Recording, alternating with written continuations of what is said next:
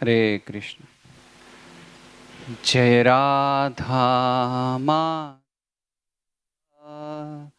जय कुंज बिहारी।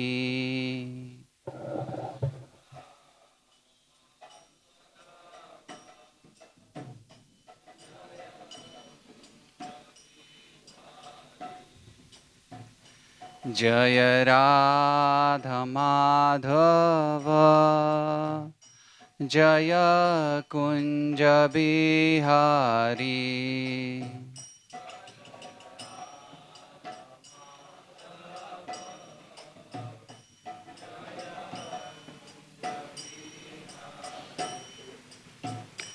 जय गोपी जन वल्लभ, जय गिरिवरधारी।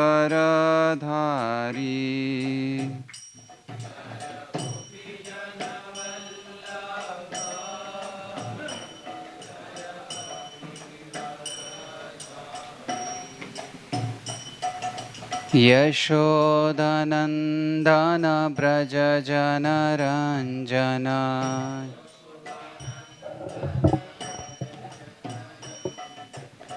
यशोदानन्दन व्रज जनरञ्जन।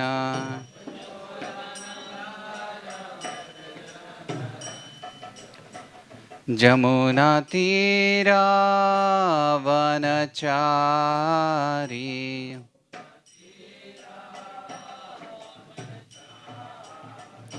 जमुनातीरावनचारी।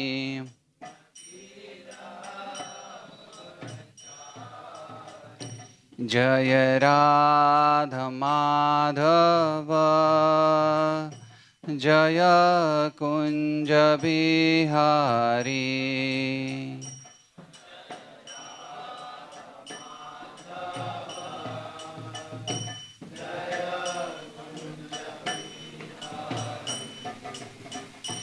जय राधा माधव, जय कुंज बिहारी।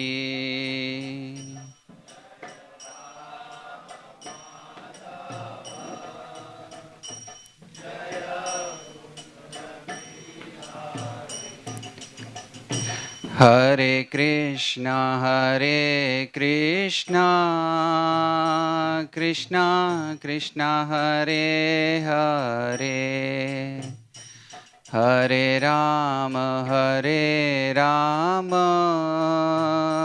राम राम हरे हरे।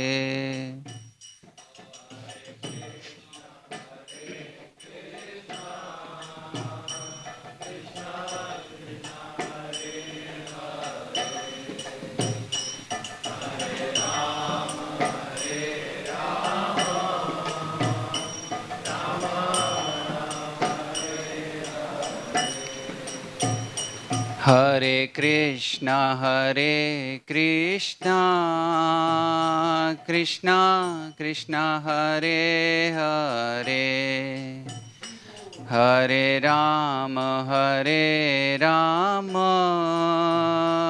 राम राम हरे हरे।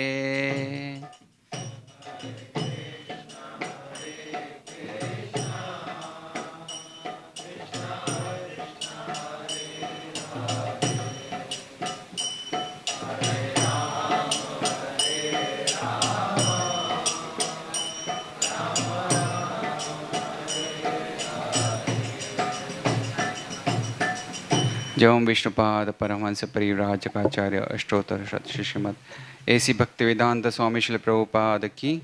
जयम विष्णुपाद परमहंस परिव्राजकाचार्य अष्टोत्तर श्री श्रीमद भक्ति सिद्धांत सरस्वती गोस्वामी श्री प्रभुपाद की। अनंत कोटि वैष्णव वृंद की। अमाचार्य हरिदास ठाकुर की। प्रेम से कहो श्री कृष्ण चैतन्य प्रभु नित्यानंद श्री अद्वैत गदाधर शिवासादि गौर भक्त वृंद की। श्री राधा कृष्ण गोपीनाथ श्याम कुंड राधा कुंड गिरि गोवर्धन की। वृंदावन मथुरा धाम की। मायापुर नवद्वीप धाम की। जगन्नाथपुरी धाम की। गंगा मैया जमुना मैया की। तुलसी देवी भक्ति देवी की। समवेत गौर भक्त वृंद की। गौर प्रेमानंदे All glories to the assembled devotees. All glories to the assembled devotees. All glories to the assembled devotees. All glories to Shri Guru and Shri Gauranga.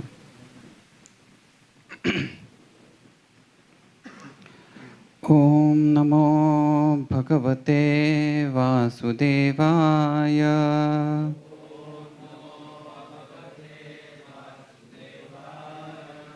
Om Namo Bhagavate Vasudevaya.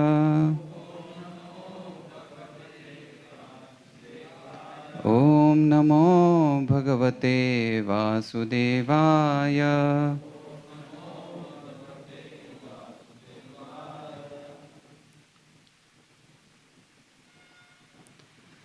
Navaindribhir Parakhyam.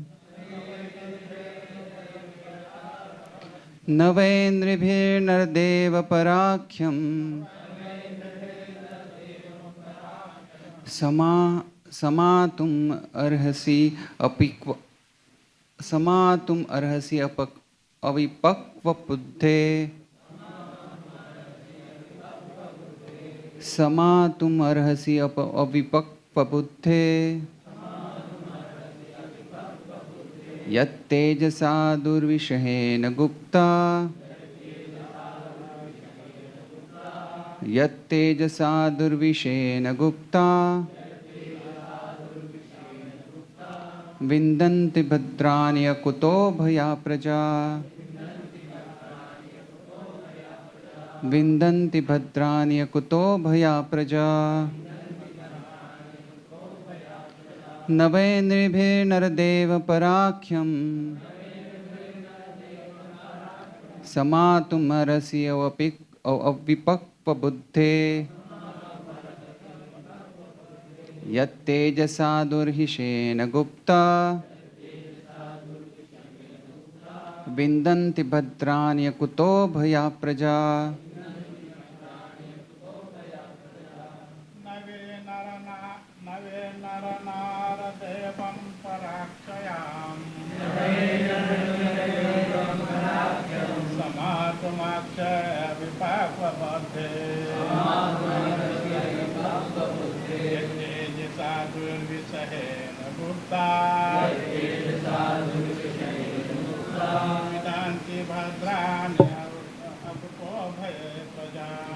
Danti patrani kuto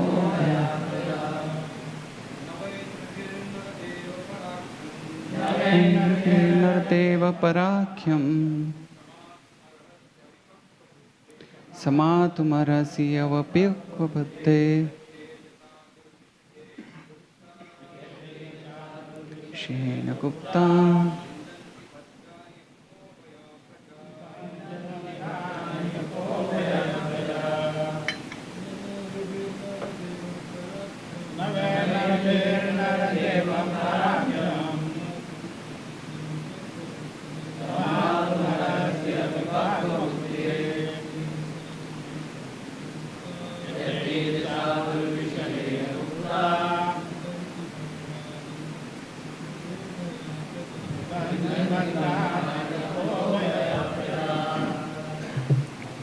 Mataji's.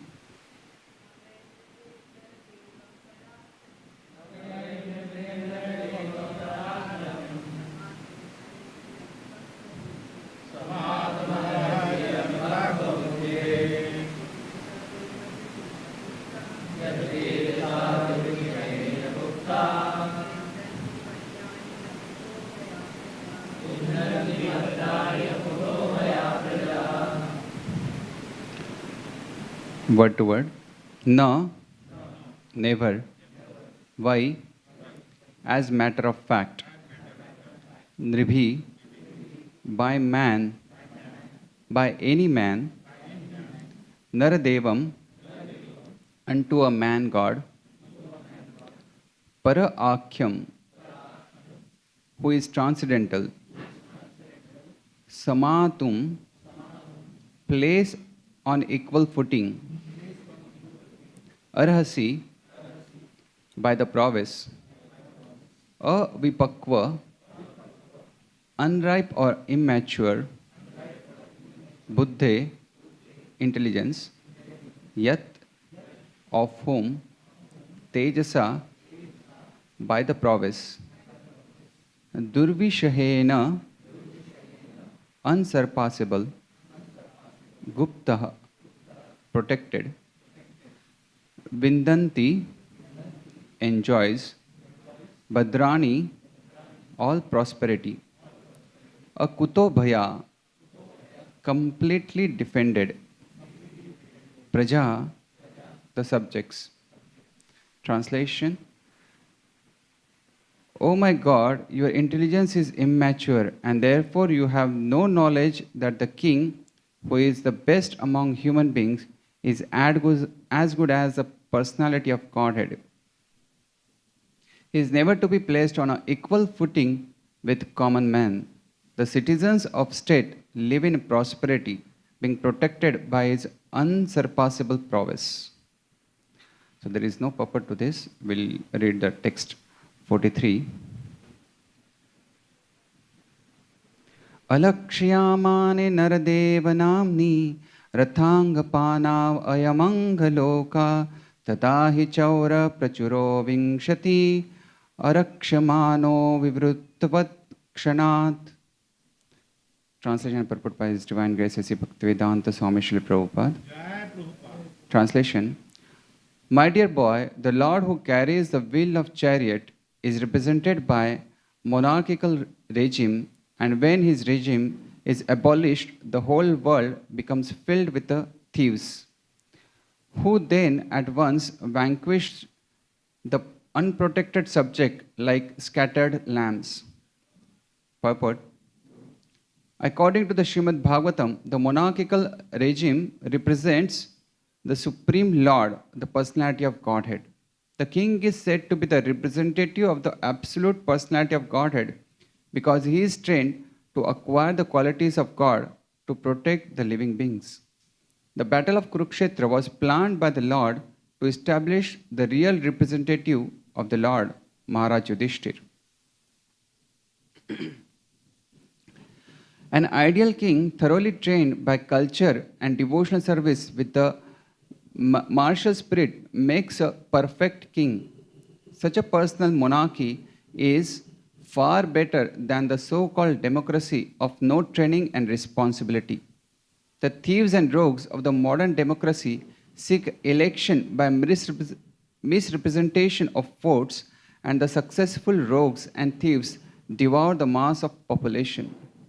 One trained monarch is far better than hundreds of useless ministerial rogues, and it is hinted herein that by abolition of a monarchical regime like that of Maharaj Parikshit, the mass of people become open to many attacks of the age of Kali. They are never happy in an overly advertised form of democracy. The result of such a kingless administration is described in the following verse.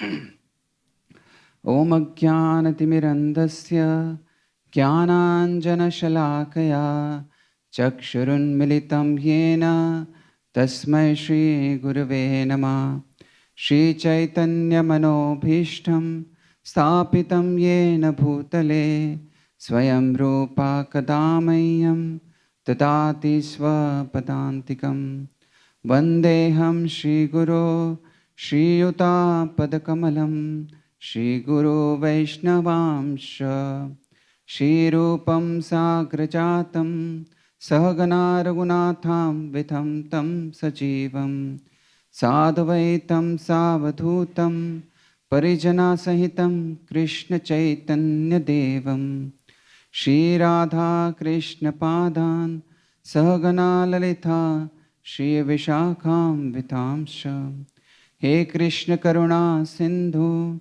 Dinabandhu Jagatpate Gopesha Gopika Kanta Radha Kanta Namasute Tapta Kanchana Gaurangi Radhe Vrindavaneshwari Vrishabhanu Sute Devi Pranamami Hari Priye Vancha Kalpataru Prasya Krupa Sindhubhya Evacha Patitanam Pavanebhyo Vaishnavebhyo Namo Namah Namo Om Vishnupadaya Krishna Presthaya Bhutale Srimate Bhakti Vedanta Swamin Niti Namine Namaste Saraswati Deve Gauravani Pracharine Nirvishesha Shunyavadi Pashatya Deshatarine Jai Shri Krishna Chaitanya Prabhu Nityananda Shri Advaita Gadadhar Shivasadi Gaura Bhakta Vrinda Hare Krishna Krishna Krishna Hare Hare Hare Rama Rama Rama Hare Hare.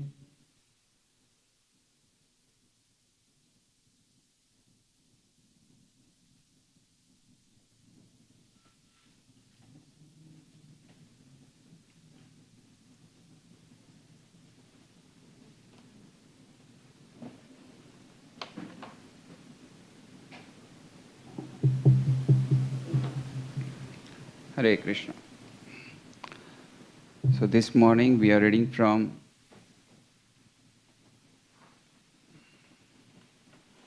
Srimad Bhagavatam, first canto, chapter 18, title Parikshit cursed by a Brahmana boy. And we read through from text 42 and 43. So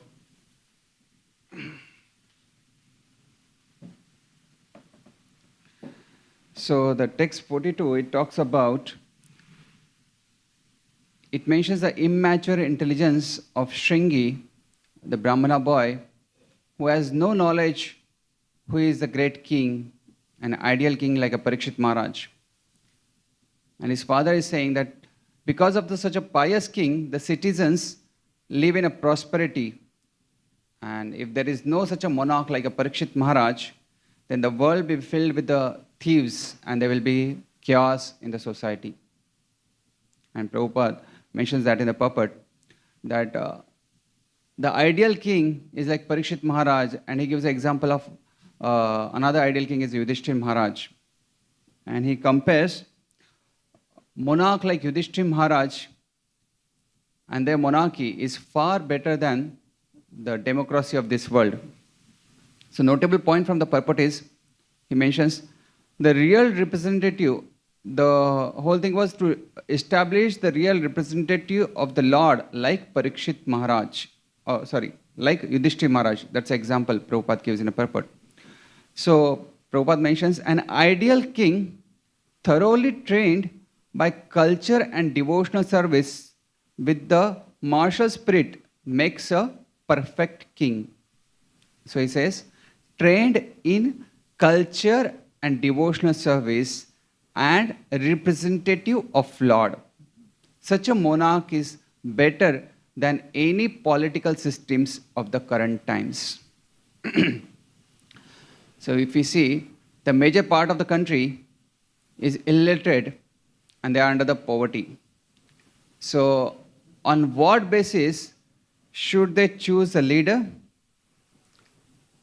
So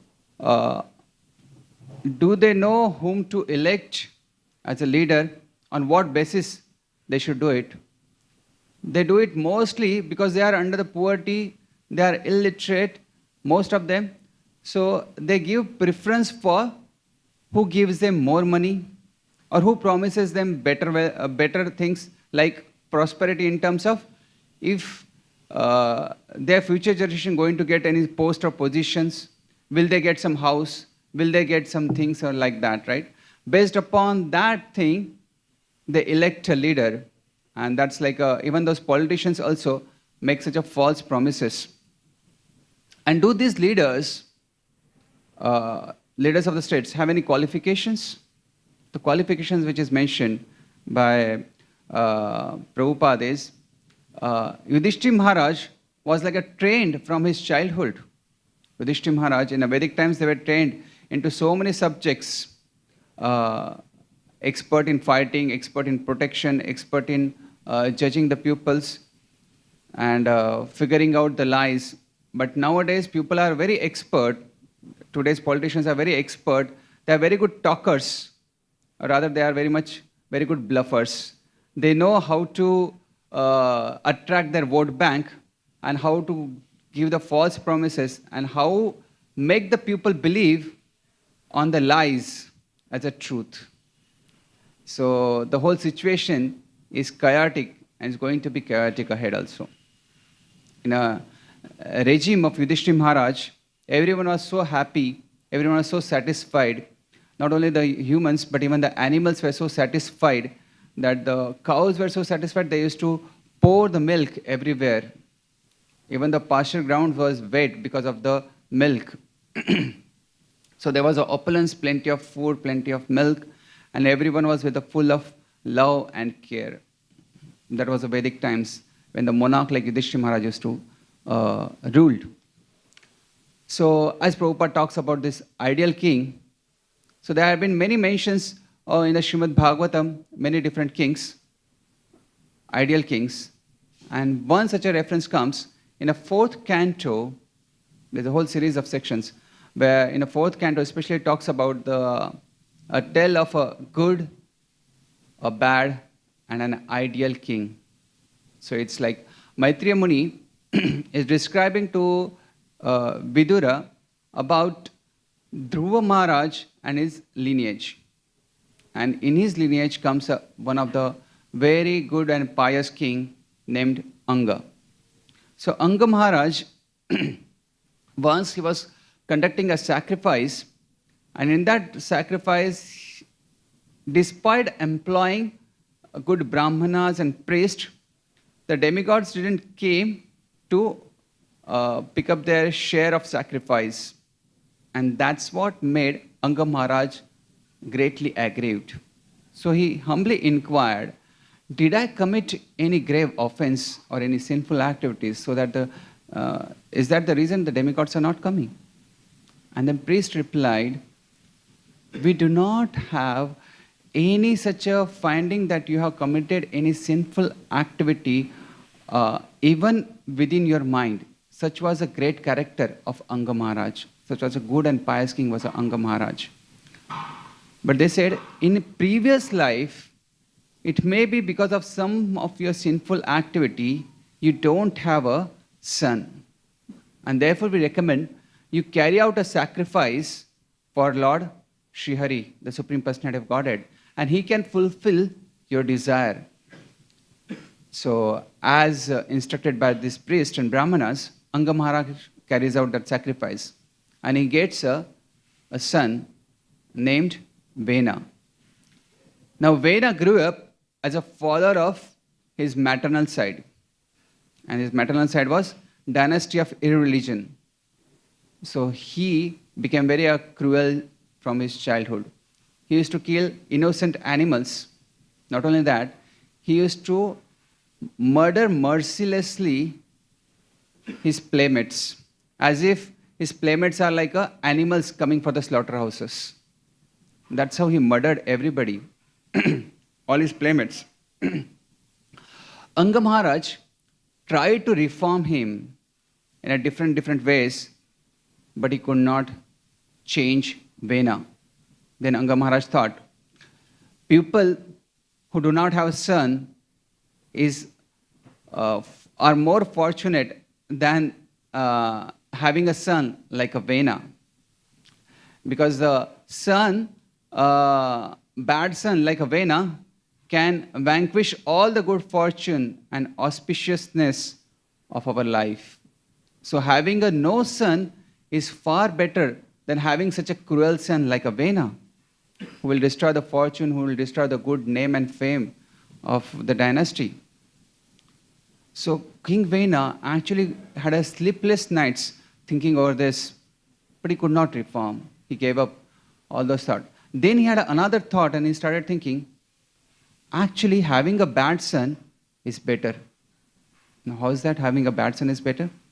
He started thinking, if I would have had a good son, I would have been more attached to the family and its affair and the opulences around me. I could have enjoyed that. But because I have a bad son, I will naturally become detached from all these opulences. And that detachment from these material affairs will arise. and then I can better attach myself at the lotus feet of the Supreme Lord. So he gave up all attraction for his greatly opulent kingdom, and unseen by anyone, he departed from his kingdom and went to the forest, proceeded towards forest. Anga Maharaj left the home. It's like exactly like Vidura, who could not, he was like checked out from the kingdom of Hastinapur by the harsh words of Duryodhana. But Vidura, he took that as an opportunity to absorb more into the Supreme Personality of Godhead.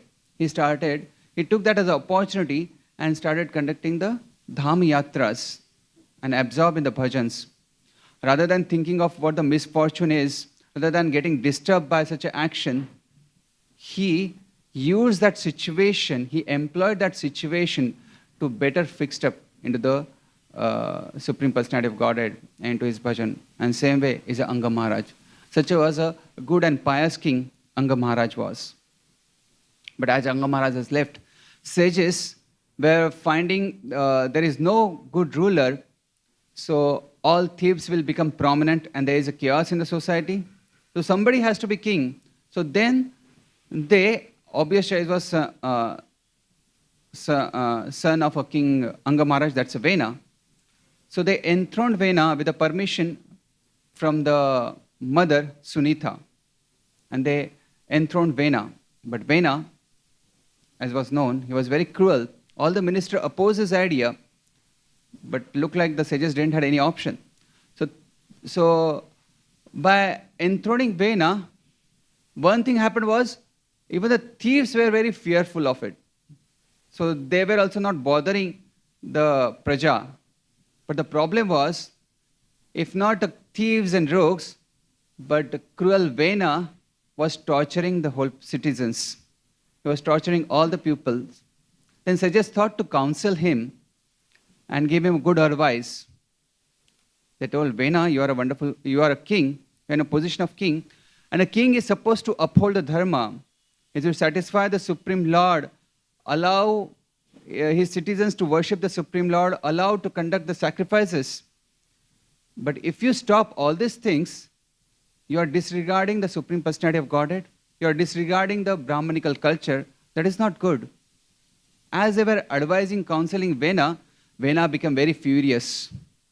Vena said, don't you know, king is a Naradeva. That means he is as good as God.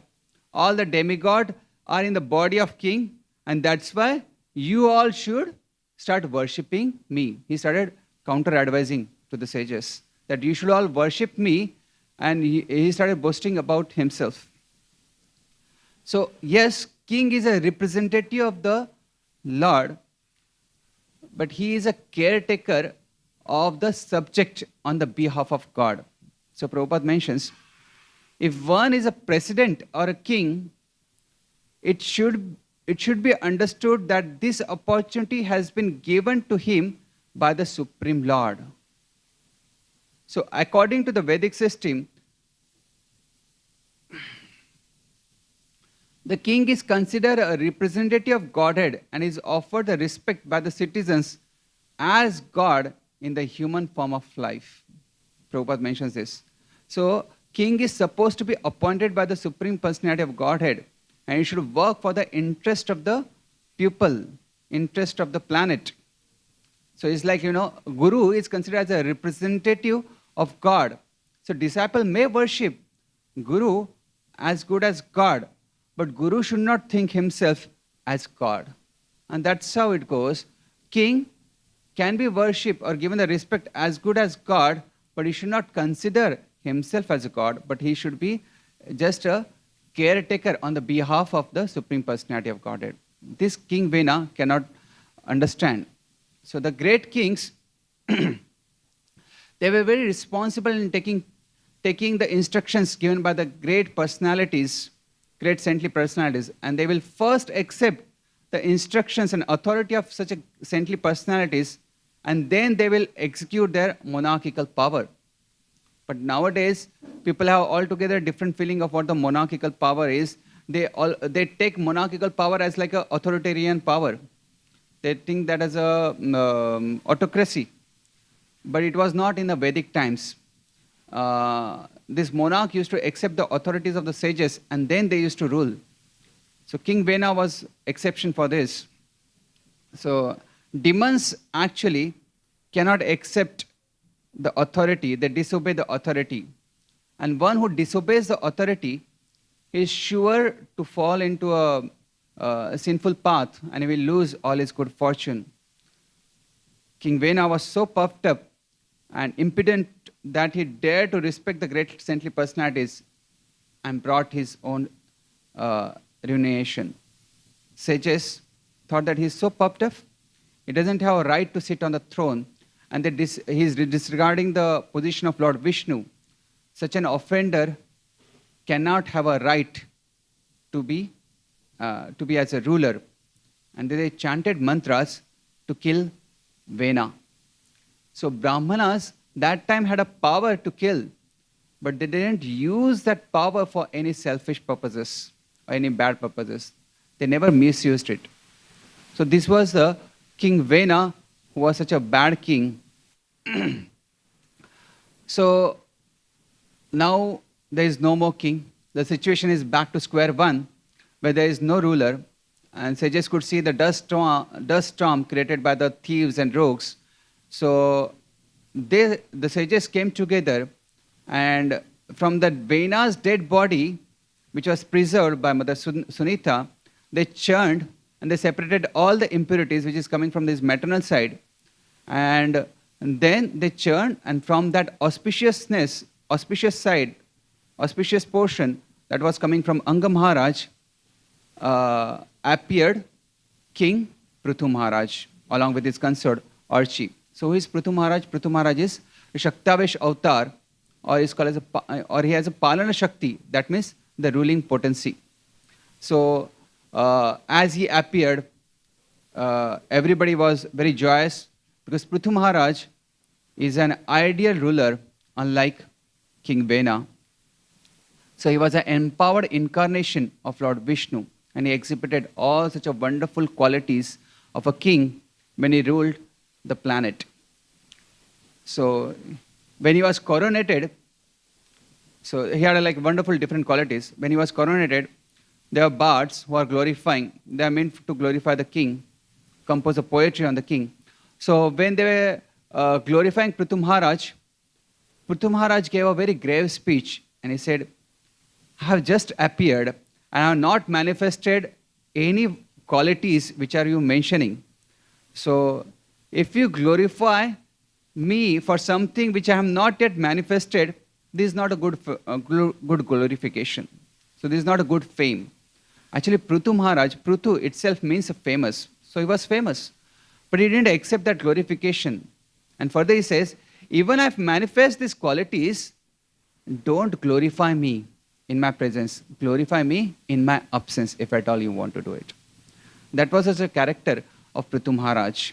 He was so modest, he was so humble. He said, you should rather glorify the great personality like a Brahma, Vishnu, Shiva, and not person like me. So instead of feeling puffed up or feeling great, as he was receiving so many presentations from the different demigods, he started saying that I don't deserve this. That was his modesty. Whereas King Vena was wanting the Praja should worship him and they should perform the sacrifices for him, considering him as a supreme. But Prithu Maharaj, he was, I don't deserve this. That was his humility. So humility is like that necklace of a devotees, and Prabhupada says humility means that one should not be anxious to have the satisfaction of being honored by others. Although he was like a very powerful king, and while instructing his citizens about the way of life, he presented himself very in a humble manner, and without any tinge of pride, he was ruling. So Prabhupada mentions, he did not, however, present himself as a royal authority empowered to command everyone. for he wanted to present his statement in the humble submission before the assembly of great sages and saintly person. Though he has all the rights, but he was putting forward his opinions in a very humbly in front of all the great sages. As a great king of the entire world, he could have given them orders, but he was so humble and meek and honest that he presented his statement for approval in order to clarify his mature decision. And that is the monarch who take into the account the authority of these great sages, who takes the approval from the sages before carrying out any such decisions. So that was a humility of Prithu Maharaj. So even when he received a very opulent reception by his praja, his citizens, Prithu Maharaj was not at all proud. He was prideless. So he was prideless, as Prabhupada says, as like a tree who is full of fruits and flowers, he naturally bends down and he shows his submissiveness. And that was the character of Prithu Maharaj. He was never proud of any wonderful phenomena. Though he was manifesting such a wonderful character, another quality of Prithu Maharaj was his hospitality. Even though he was like an empowered incarnation of the Supreme Lord, as an ideal king, he taught by his personal behavior how to receive the great personalities like Sanat Kumaras, all the 4 Kumaras. He washed their feet and showered their Charanamrit on his head and to all the family members' head. That was his hospitality. And his commitment, he was so committed to the welfare of his citizens, he would labor hard as if something he is endeavoring for his personal lead. He was laboring hard for the welfare of citizens as if something is of his personal lead. That was his genuineness. So now if you see, it is very hard to find that genuineness into the current day politicians or leaders. Genuine feeling for the welfare of the citizens. They always look back for the votes. They always look forward for their vote bank and how their vote bank can be taken care well, so that in the future they will again come back to the power. So Prabhupada mentions, his philanthropic activities were not for the sake of show, but were performed out of personal feeling and commitment. Now today's politicians or leaders, they do something good welfare, but they make sure that they are reporters and they take a good pictures and that pictures are circulated in the media. Even if it is the smallest something, but they make sure that they take as a photo opportunity.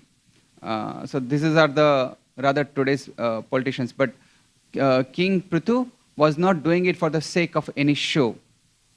He was serving with a commitment to his praja.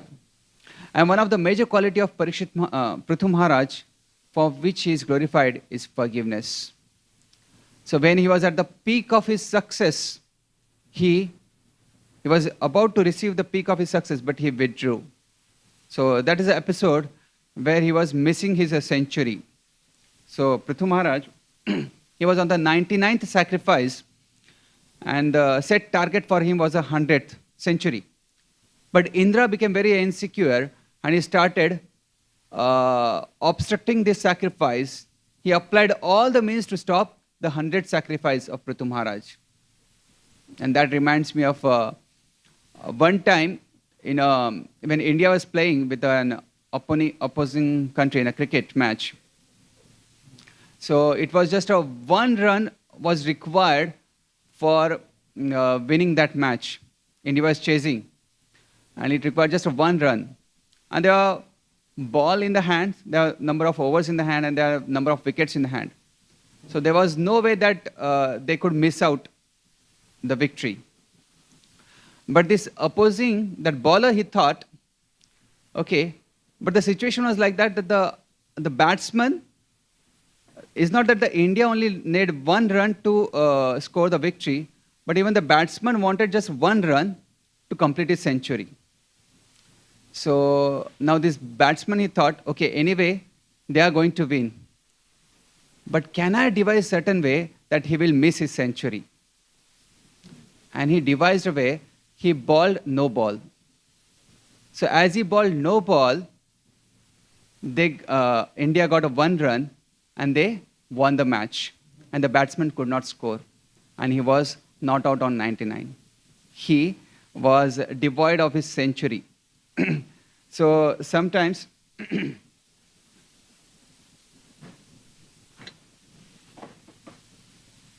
somewhat similarly happens here. Prithu Maharaj, he was missing his 99th.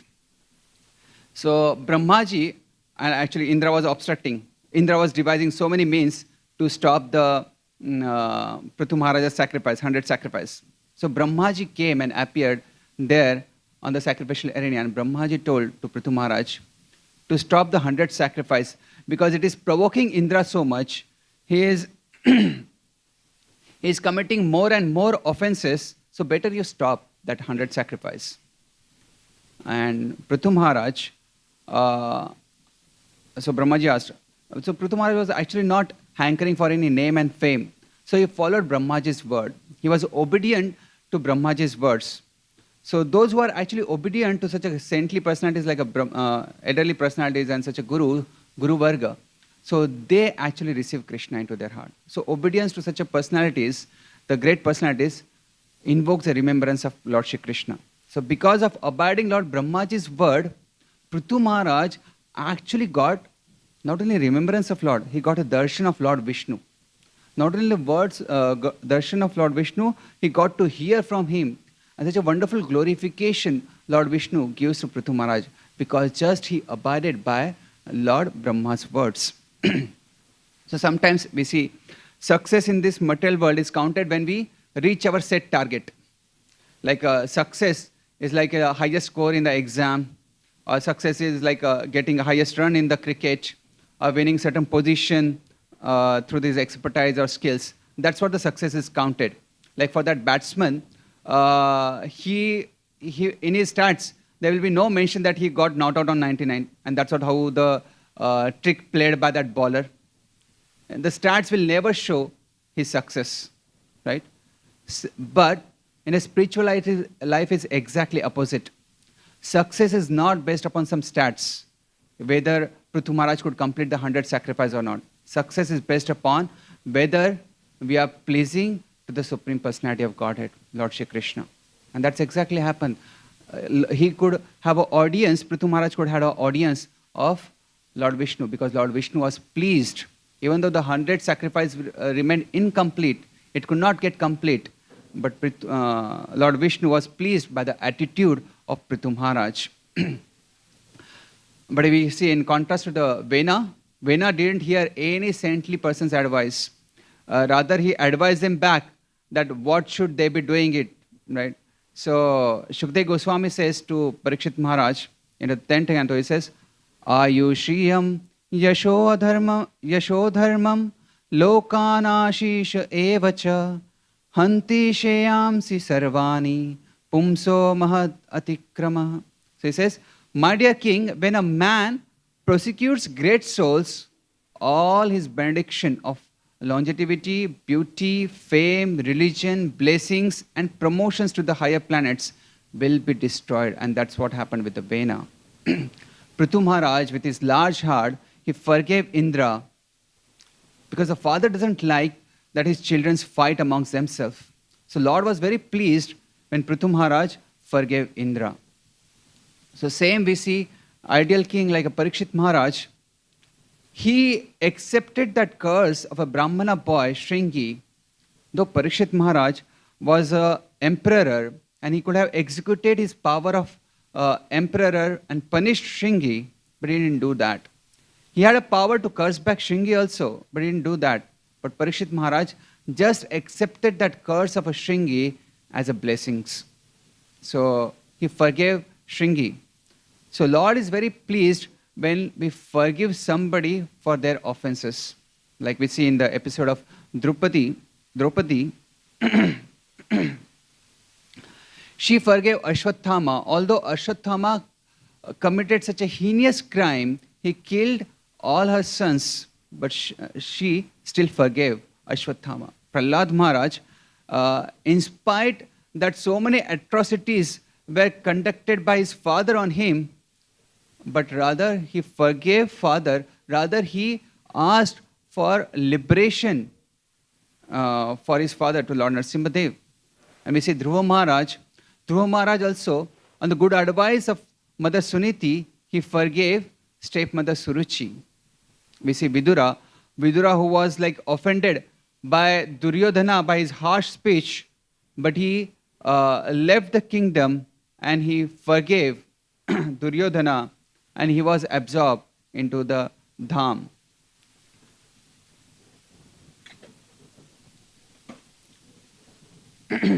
So that forgiveness, that quality, Prithu Maharaj is well known of. So forgiveness is actually act of intelligence. Now how do we really correlate forgiveness and intelligence?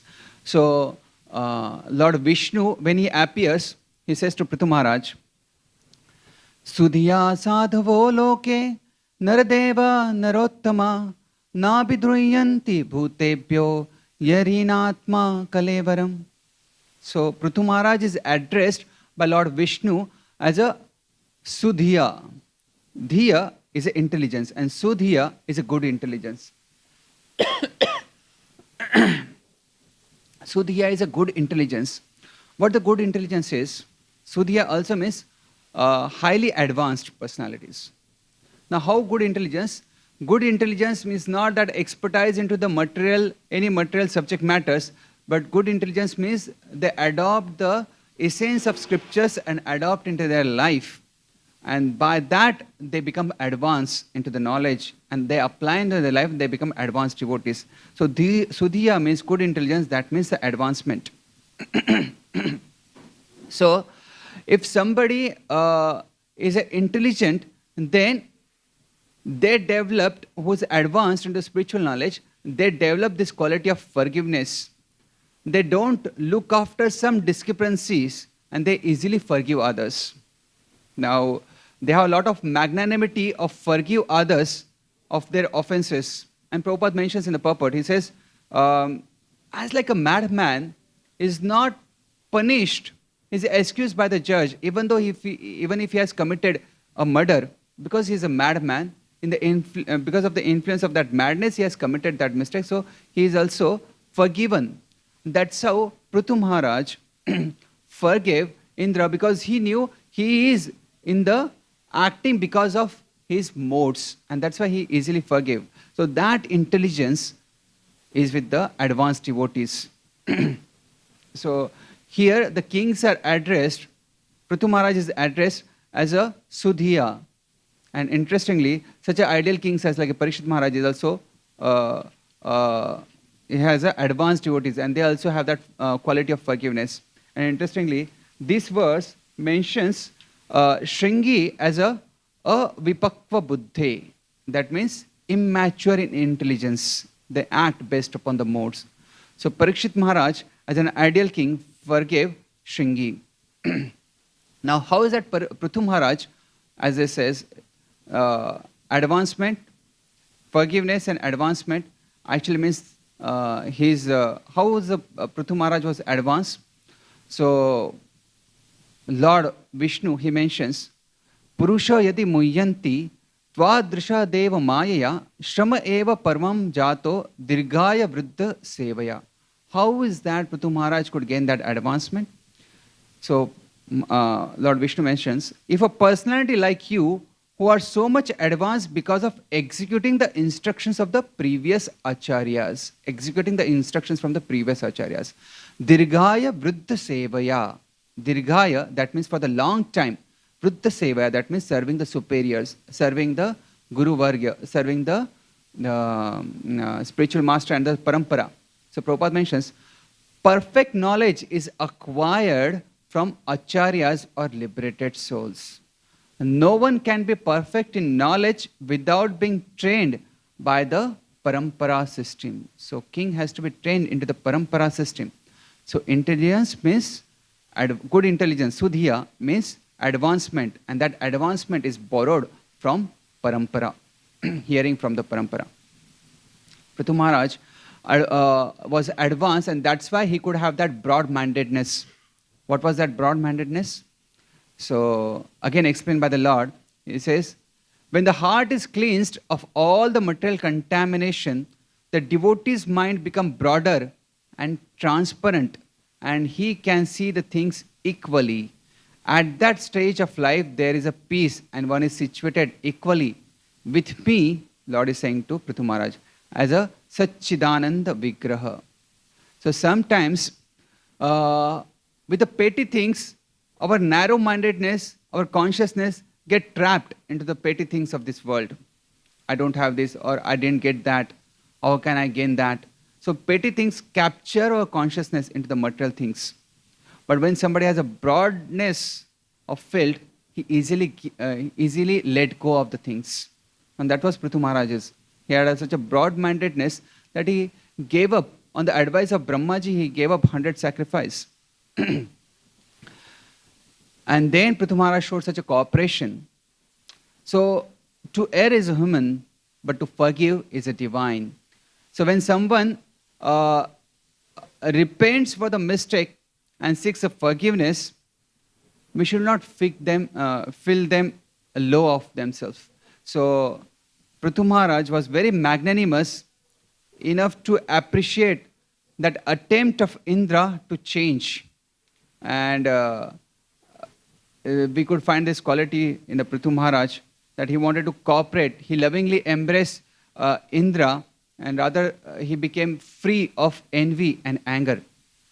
So in a Prabhupada mentions this wonderful point. He says, both King Indra and Maharaj Prithu were envious and angry. Why Prithu was angry? Because again and again Indra was devising certain way and putting obstacle into 100 sacrifice. So that's why there could be an anger.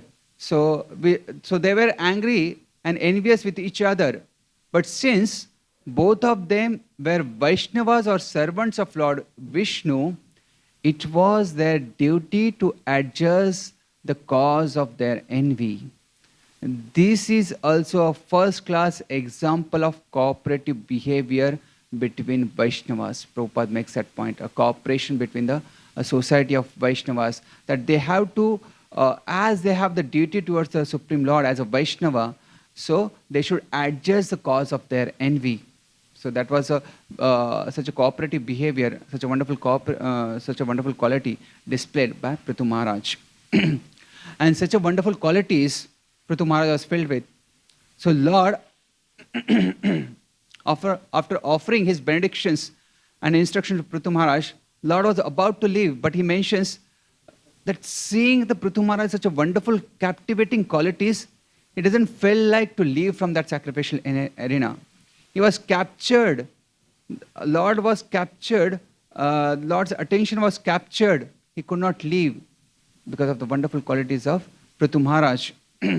Because Lord was pleased by the attitude of Prithu Maharaj, that he forgave Indra and treated him very lovingly. So Bhakti Siddhanta Saraswati Thakur, he says, do not try to see Krishna, serve him in such a way that he comes to see you. And that's what happened to Prithu Maharaj. He acted in such a way that Lord Vishnu came and to see him, and Lord Vishnu doesn't want to leave.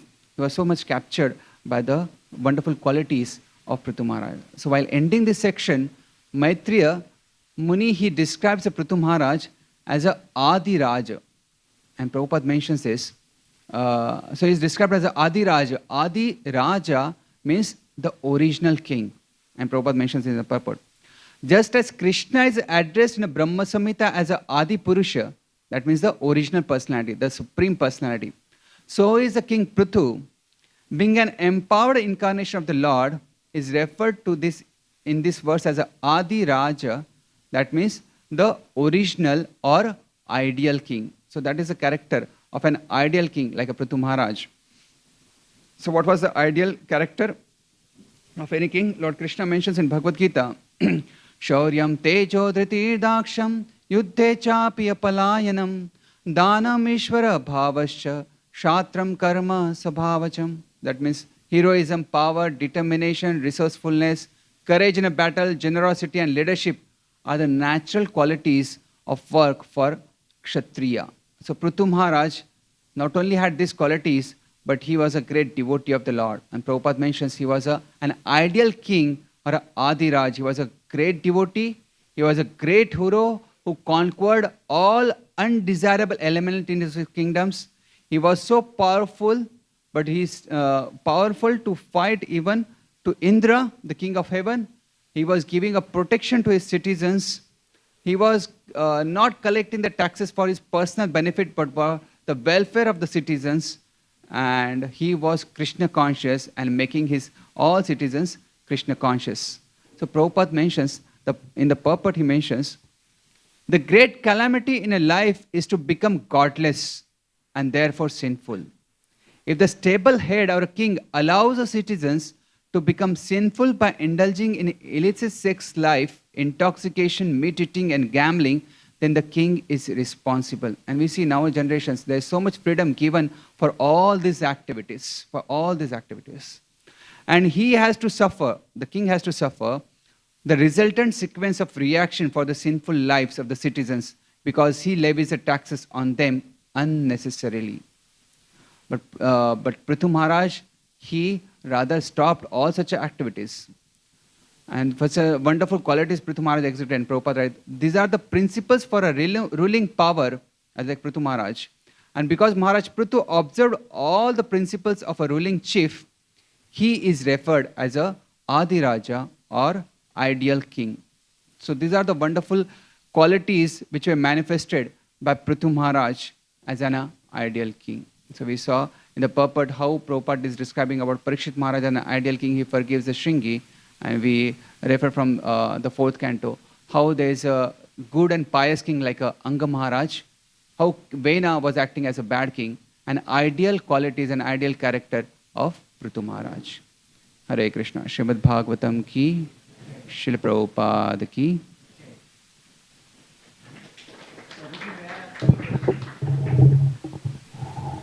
Okay, yes? Yes?